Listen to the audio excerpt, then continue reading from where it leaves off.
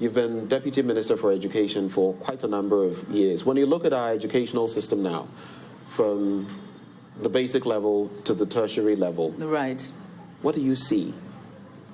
So let me just say that people will look at me and say, "Yeah, but you were part of the regime that changed the system," and some people because you feel served under the 86, PNDC right, into the NDC era. I wasn't a member. I mean, I left when the change was. So in '93, so right at the changeover. At the transition, you left. Right. That's right, exactly.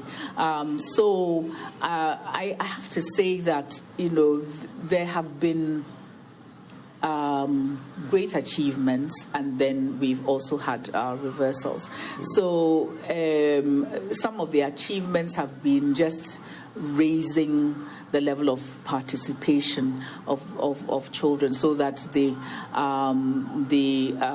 gross enrollment ratios have been going up, and so we have to say that Ghana does have a high enrollment, and I'm particularly interested in girls that getting a balance or equity between girls and boys, and that has been working and going up the ladder through the system.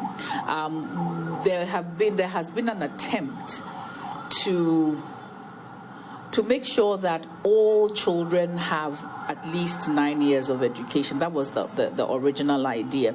And now that all children have 12 years of education, 12, 13 years of education.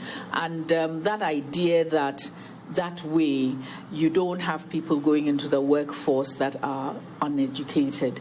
And if you want to develop, you have to have people who are trainable and so on and so forth. So those are the ideas that have been behind some of the changes that went into the system.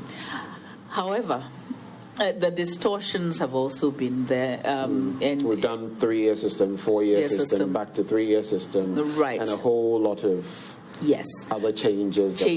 And also we've had a situation where we've wanted to do more STEM, by giving even some technical exposure to technical education in at junior high school. Remember all of that?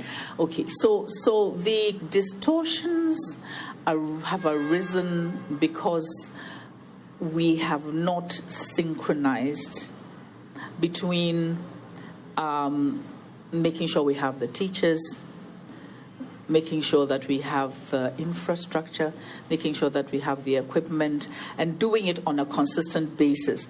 And I would say that part of the reason is this short-term 4-year, 3-year sort of fixation by people in the political class, so that, instead of having a long vision, and you can't do education unless you have a long vision, instead of having that and letting a system mature, you then come in and change it because a regime has changed.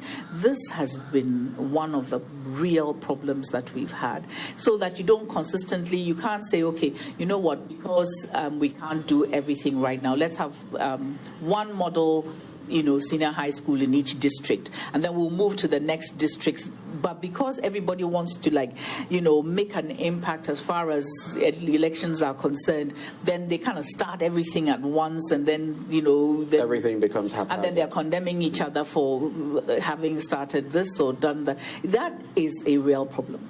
Right. A very, very serious problem. Another problem, I think, is to do with confronting the issue of how you fund education. Right. I was privileged to be on a team of people who wrote a paper, and it was there were people from the National Development Planning Commission, from higher education, from all over. And a paper was developed around the question of financing education.